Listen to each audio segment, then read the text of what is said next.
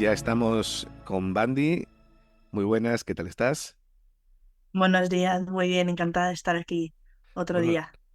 bueno, la primera pregunta que siempre hacemos y no va a faltar hoy es, bueno, ¿quién es Bandy y cuál es su trayectoria? Pues yo soy trabajadora social, estoy especializada en trauma, apego, adopción y acogimiento y he estado en el mundo asociativo de la adopción desde muy pequeña porque soy una persona adoptada y mi familia ha estado siempre en las asociaciones de adopción y bueno, pues a raíz de esto, cuando decidí estudiar trabajo social, pues bueno, el mundo, el todo me llevó a especializarme en adopción y luego al especializarme en adopción fui viendo que no podía trabajar en adopción sin tener en cuenta el trauma y el apego. Y bueno, me dedico a bastantes cosas dentro de lo que es la profesión. Yo trabajo en una entidad que se llama Pananá, la dirijo con una compañera mía que se llama Belén y me dedico a formar a profesionales, aparte de hacer intervenciones terapéuticas, sobre todo con niños y adolescentes, aunque también cada vez más llegan adultos también para acompañarles y trabajar diferentes cosas. Y empezando un poquito con las preguntas de la entrevista, ¿por qué es tan importante que la infancia se desarrolle sin maltratos ni negligencias? Pues hace tiempo, cuando se hablaba mucho de esto, leí un post, ¿no? Y leo varias veces, seguro que, que has visto esta imagen, ¿no? De la infancia son los adultos del futuro, es el futuro. Y a mí es una frase que no me gusta nada, porque hay que tratar a una persona sin maltrato, ¿no? Porque es una persona. Porque hay que tratar a la infancia sin maltrato, porque son personitas, ¿no? Y no es tanto porque vaya a ser nuestro futuro, para que socialmente nos vaya bien, no, sino porque creo que cualquier persona se merece un buen trato, ¿no? Y los niños, que son uno de los colectivos más vulnerables que tenemos, se merecen ser bien tratados, ¿no? Aparte de lo que iremos viendo a lo largo de la entrevista, ¿no? Que hablamos mucho siempre del maltrato, pero no de los grandes beneficios que tiene el buen trato en la infancia y adolescencia. ¿Y cuándo suele darse el maltrato? Y la negligencia, también, ¿qué suele ser Pues lo el más frecuente? maltrato, ¿Qué suele ser lo más pues a frecuente también? veces sí, yo creo que a veces el maltrato, la negligencia, hay veces que diferenciamos, ¿no? Porque nos da un poco miedo hablar del maltrato y decimos, bueno, negligencia que no suena tan fuerte, ¿no? Sí, más Y light, entonces parece. utilizamos esa palabra. Sí. Y se dan muchos contextos. En las escuelas, por ejemplo, hay una negligencia tremenda hacia la infancia y adolescencia. Socialmente hay una negligencia continuada, pero si nos vamos a más contextos y a diferentes, pues cuando los adultos, ¿no? Los padres de estos niños, las familias de estos niños vienen de experiencias traumáticas. En las instituciones hay mucha negligencia, ¿no? Porque entendemos por negligencia que un niño no esté siendo atendido como debería estar siendo, ¿no? En las residencias infantiles hay negligencia muchas veces hacia la infancia, porque no pueden, porque hay educadores y los educadores rotan y son turnos de 8 horas, y entonces un niño tiene al menos mínimo 3 educadores, ¿no?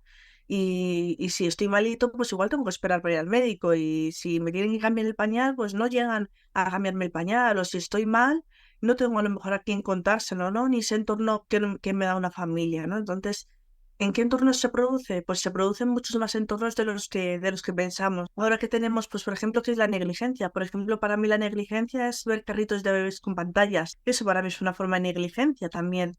Cómo sobreexponemos a los niños a tecnologías que a lo mejor no es el momento, ¿no? Su cerebro no lo necesita.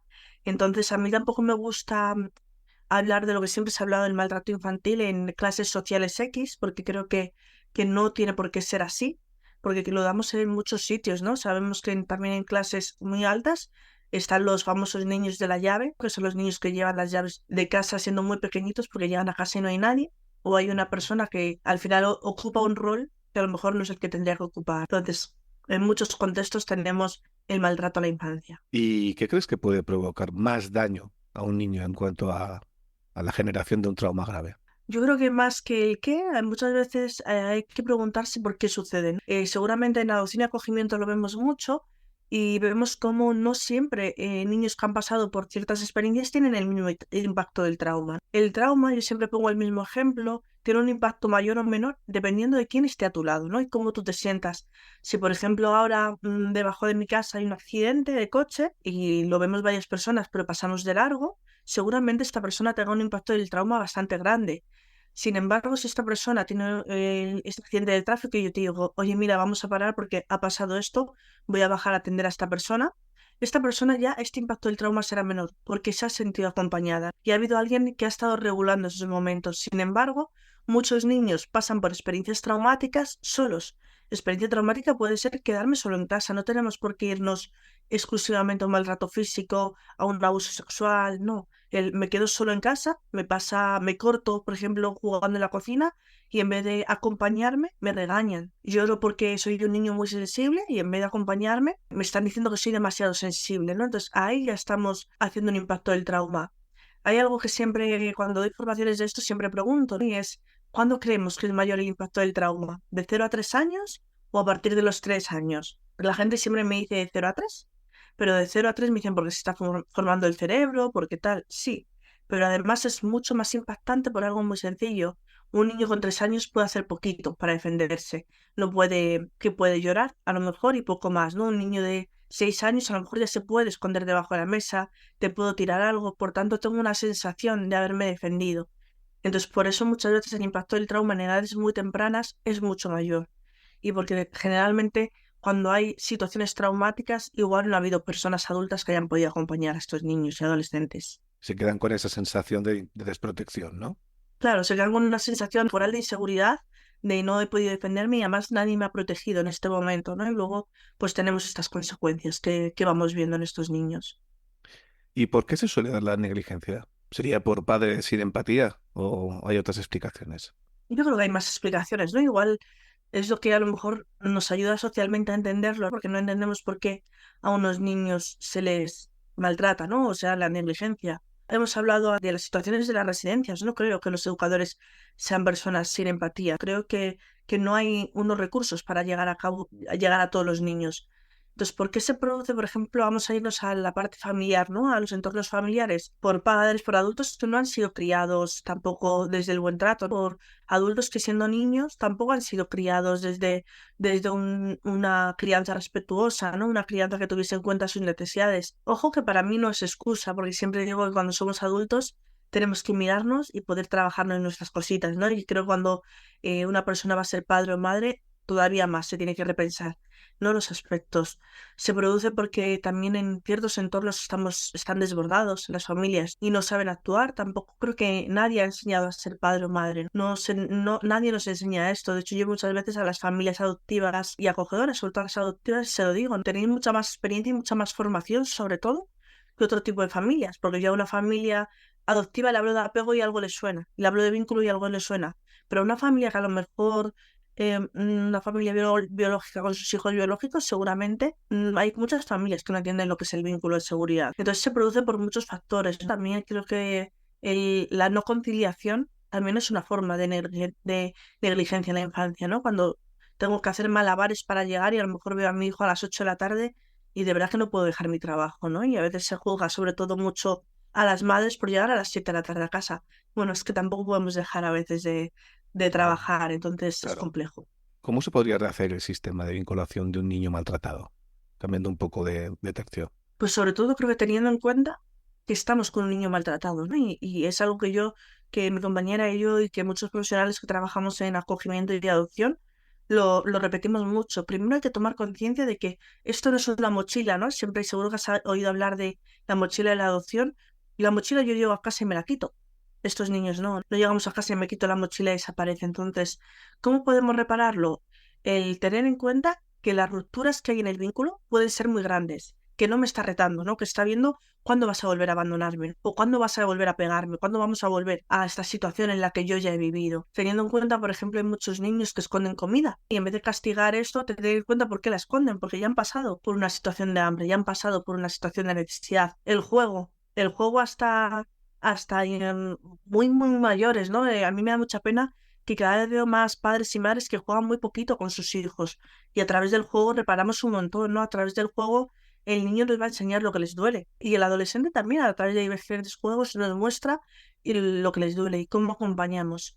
Hay algo que, por ejemplo, pasa mucho y es que cuando ve a padres y madres, claro, obviamente nadie quiere que sus hijos sufran, pero es que tienen que sufrir, ¿no? También en la vida va de eso y a lo mejor es cómo acompañamos el sufrimiento. Cuando vienen con historias de vida muy duras, cuando porque estamos hablando de reparar, cuando también la familia ha hecho un trabajo, pues hay que acompañar esa historia de vida, ¿no? Y no edulcorarla. Y luego, sobre todo, creo que falta que a veces se lleva el niño a terapia, te lo dejo ahí, cámbiame las ruedas del coche como si fuese un taller, pero yo como padre o madre no trabajo, ¿no? Y muchas veces nosotras en la Paraná trabajamos así, e incluso les decimos a los padres, mira, venid vosotros y luego ya veremos si el niño necesita venir, pero primero venid vosotros, ¿no? Porque mucho que tienen que saber ellos es cómo conectar con sus hijos, ¿no? Como todas las sensaciones que tienen estos niños, cómo llevarlas un poco a un estado de seguridad.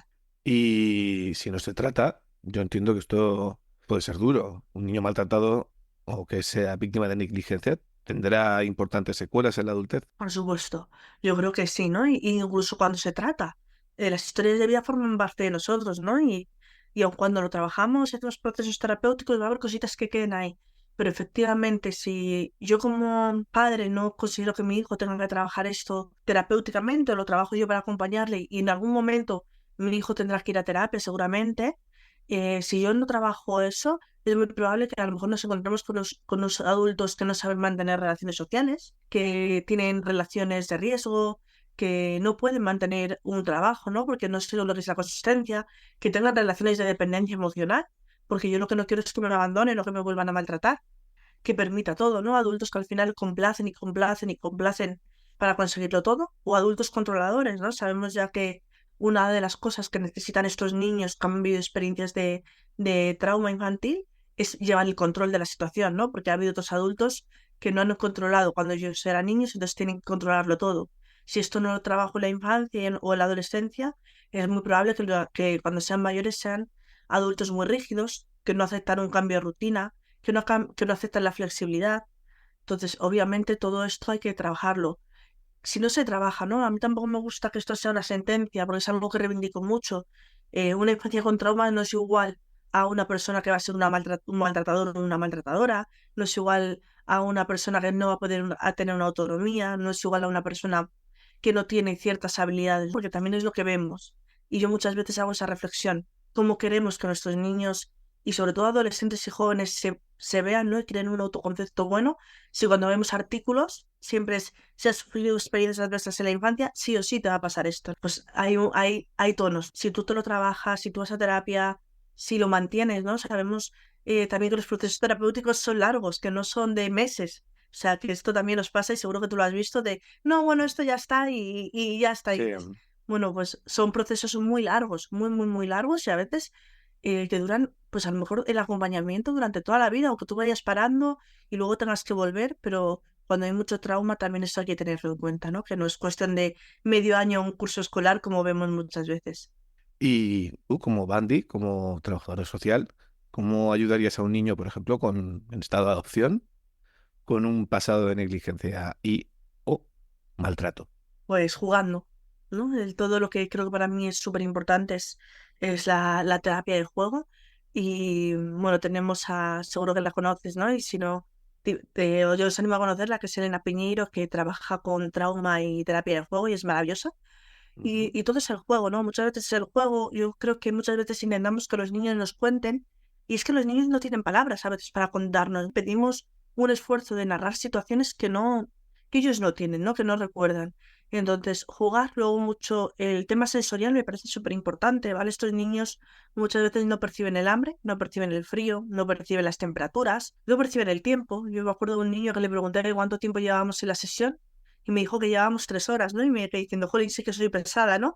Llevábamos 10 minutos de sesión, ¿no? Entonces, claro, cuando esto no se percibe, ¿cómo vamos a ir a trabajar la seguridad Ujú. emocional? Entonces, Y una cosa, ¿y estos no aprendizajes que son normales, supuestamente? son mecanismos de defensa, ¿no? Y luego, bueno, el paso del tiempo tiene también con estructuras cognitivas a nivel cerebral, ¿no? De cómo se desarrollan ciertas partes del cerebro que son los conceptos abstractos, ¿no? Al final.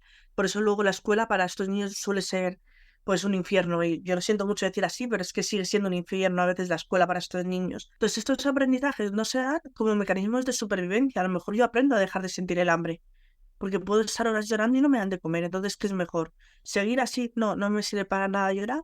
Y en un momento desensibilizo la sensación al hambre, ¿no? Me da igual, ¿no? El paso del tiempo, imagínate niños que a lo mejor, sobre todo en, en adopción internacional o en situaciones de maltrato aquí, han estado horas y horas y horas solos. El concepto del tiempo se pierde para ellos. Entonces, todo esto, claro, son mecanismos y estrategias que ellos irán de supervivencia, ¿no? El hecho de sentir, ¿no? Muchas veces, por ejemplo, tenemos esto de lugar seguro, percepción de calma, etcétera. Y yo me he dado cuenta que hay niños que yo les pido un poco de, ¿pero dónde sientes los nervios? Miren, nunca estoy nervioso, yo sé que están nerviosos. Yo nunca me pongo nervioso, claro. No saben ni siquiera cuál es la sensación de nervios. ¿Cómo voy a enseñarles yo a llegar a la calma, ¿no? Entonces, por ejemplo, para que ellos tengan esta sensación, hacemos juegos de mesa que nos llevan a la tensión. Por ejemplo, el Jenga es maravilloso porque, que no se me caiga la torre, ¿no? Y entonces ya empiezo a sentir un poco lo que es la tensión, hacer construcciones y tirarlas. Todo esto les lleva a sentir a nivel corporal lo que yo necesito que sientan, ¿no? La frustración igual, llevarles hasta el límite, ¿no? Muchas veces es, te llevo hasta el límite, no pasa nada, sigo aquí contigo, pero te llevo al límite para que sientas lo que es el enfado, o hago cosas para que tú me pongas un límite. Entonces, mucho a través del juego, y luego yo creo mucho en esta psicoeducación que se hace con los adultos, esto un poco que estamos haciendo en este podcast, que es un poco de psicoeducación en este término, también con los niños. Yo a los niños les explico mucho por qué les pasa lo que les pasa. Y sobre todo a los adolescentes. A los niños les hablo un poco del abandono, de lo que implica la adopción, de que ellos vayan tomando conciencia, pero a los adolescentes sí que les explico mucho cómo funciona el vínculo, ¿no? Y por qué se relacionan de una forma u otra. Porque creo que todos cuando entendemos por qué nos pasa lo que nos pasa, pues hombre, nos relajamos un poco, ¿no? Y nos calmamos un poco. Sí, quita un poco de culpa, yo creo. Sí, nos desculpabiliza sobre todo. No nos sentimos bichos raros en ese sentido, ¿no? No nos Ujú. sentimos como algo que no encajamos socialmente, sino que tiene una explicación, ¿no? Y tiene una explicación en la que además no somos responsables de haber vivido, ¿no? Es algo que no tendríamos que haber vivido. ¿Y existirían mitos sobre el maltrato y la negligencia en la niñez que puedas desmentir o sobre temas de Pues adopción, por ejemplo? existen muchos mitos sobre el maltrato, claro, existen muchos mitos, ¿no? Supongo que todos hemos visto a mí mi padre me pegaba y no pasa nada, ¿no? A mí me dejaron solo y no pasa nada. Ahora pasa mucho, ¿eh? Y ahora socialmente lo veo mucho. Bueno, pues es que yo cuando era pequeña, a los 12 años, me quedaba solo en casa y no pasaba nada. Bueno, pues igual eran otros tiempos, ¿no? Igual hablamos de otras series de circunstancias. Entonces hay muchos mitos, ¿no? Con el maltrato, total, con cuando son bebés no se acuerdan de nada. Bueno, no se acuerdan de nada con la memoria implícita, que es con la que recordamos, ¿vale? Con la que tenemos imágenes. Y entonces me acuerdo del día que estuve con mis amigos y pasó esto. Igual un bebé, obviamente, no lo recuerda. Pero la memoria, perdón, esa es la memoria explícita, que me he equivocado. La memoria implícita, ¿no? En la que yo a lo mejor tengo sensaciones corporales, Pero no pues sí que voy a visuales acordar, ¿no? ni Y nada, eso es. ni mnésicas ni nada. ¿No te acuerdas de eso? No te acuerdas, claro. Y entonces en adopción, por ejemplo, hay mucho ese mito y en acogimiento, ¿no? Bueno, pero la adoptasteis con 10 días, la adoptasteis con 3 días, bueno, solo tenía un año, ¿no? Ostras, ya hemos visto los 9 meses de embarazo que tienen una importancia tremenda en el desarrollo de cualquier persona, ¿no? Ya hemos visto cómo implica que una madre no esté cuidada durante el embarazo y luego separar a un bebé de su madre biológica tiene unas consecuencias devastadoras a nivel cerebral y a nivel sensorial. Y puede haber trauma, esto es un tema que no conozco mucho, puede haber trauma para el niño o la niña si durante el embarazo, eso ya se llama trauma prenatal o algo así. Prenatal o perinatal, ahora la verdad es que me pillas, no sé Sí, cuál. lo de perinatal No me me suena sé. seguro. Lo que sí que sé es que está el trauma preverbal, que es de los más difíciles Vale. de trabajar. Porque el trauma preverbal es cuando no hay adquisición del lenguaje. Entonces, ¿qué pasa? Si yo al menos tengo una adquisición del lenguaje, a un adulto, puedo decir, es que me he caído, ¿no? Y al menos te cuento mi historia de maltrato y, no, esta herida me la ha hecho porque me he caído. Pero un bebé no puede, no tiene ese lenguaje. De hecho, no lo tiene ni a nivel, o sea, no lo tiene ni en concepción, ¿no? Es muy importante la sintonía de hablar a los bebés, por esto cuando hablamos con los bebés ponemos estas voces les miramos y hacemos este tipo de cosas, pero claro, el trauma preverbal es cuando yo no recuerdo nada y tampoco entendía a lo mejor lo que estaba pasando en mi alrededor mío. Entonces es de los traumas más complicados que hay de trabajar porque realmente no hay recordatorio, ¿no? Y esto pasa mucho en la adopción y acogimiento, cuando además no tenemos información de las historias de vida. Trabajamos muchas veces sobre hipótesis, ¿no? Y yo siempre trabajo, o sea, yo para mí en adopción y acogimiento casi siempre hay negligencia porque si un niño ha entrado en el sistema de protección es porque algo ha fallado, es porque algo no ha sido lo que tenía que ser, ¿no? Entonces, estos son de los mitos que hay, ¿no? La adopción, ay, qué bonito, el acogimiento, como digo yo, Mr. Wonderful, unicornios y corazones, pues no, esto no es ni la adopción ni el acogimiento, ¿no? Son otras cosas. La adopción y el acogimiento es estar con niños que viven en situaciones adversas y por tanto tienen una carga emocional muy, muy grande, ¿no? ¿Qué más mitos hay? Con el amor todo lo cura. Y yo siempre digo lo mismo, yo nunca hablo de amor en adopción, aunque sé que es necesario, pero no suficiente, pero no hablo de amor porque creo que el amor cada uno lo entendemos de una forma, ¿no? Y en nombre del amor se han hecho barbaridades. Y en nombre del amor hemos pegado a gente. En nombre del amor yo hago esto porque te quiero, ¿no? Y igual le hemos hecho algo horrible a esta persona, ¿no? Con la excusa de porque te quiero. Entonces, ¿el amor es necesario? Sí, pero el amor entendido desde construir un apego seguro, desde dar la posibilidad de explorar, desde muchas cosas. Entonces, ahí ese es otro mito de la adopción y el acogimiento, solo con amor. Puf, pues no basta, y cada vez lo vemos más. Esto es un poco ya una pregunta de cara a cómo es el futuro de esto. ¿Vamos a peor o a mejor como sociedad en cuanto al cuidado de los niños? Uf, pues yo creo que somos más conscientes, pero a la vez creo que tenemos no sé, que a veces vamos a peor. Cuando veo el ejemplo que os ponía al principio, ¿no? De a los bebés con el móvil en el carrito, cuando Bueno, me hablan de que los niños es que no tienen... lo de los móviles, ¿tú ves que haga daño realmente al desarrollo Sí, neurológico de sí, los críos o cognitivo o en cualquier área, quiero decir? sí, sí, yo creo que sí. De hecho, ya ha habido muchos estudios, ¿no? Que lo están demostrando. Hay una imagen por ahí que circula por internet, que es la comparativa de, por ejemplo, de unos dibujos de unos niños expuestos a no sé cuántas horas diarias de tele, y no hablo de móvil, hablo de tele, y unos niños que no están expuestos a esas horas. Los dibujos de los niños sin televisión son mucho más detallistas. Los dibujos de los niños con televisión son totalmente dibujos que carecen mucho de realidad, ¿no? Y unos monigotes y ya está, niños con la misma edad. Ujú. Entonces, yo creo que sí que hace daño, ¿no? Y creo que también es la anestesia que los adultos ponemos a los niños para que no nos molesten. Te doy la Claro. pantalla y me dejas en paz. Entonces luego nos quejamos de que los niños no tienen tolerancia a la frustración. Y yo hago la siguiente pregunta. ¿No tienen los niños tolerancia a la frustración o somos los adultos los que no toleramos la frustración de los niños?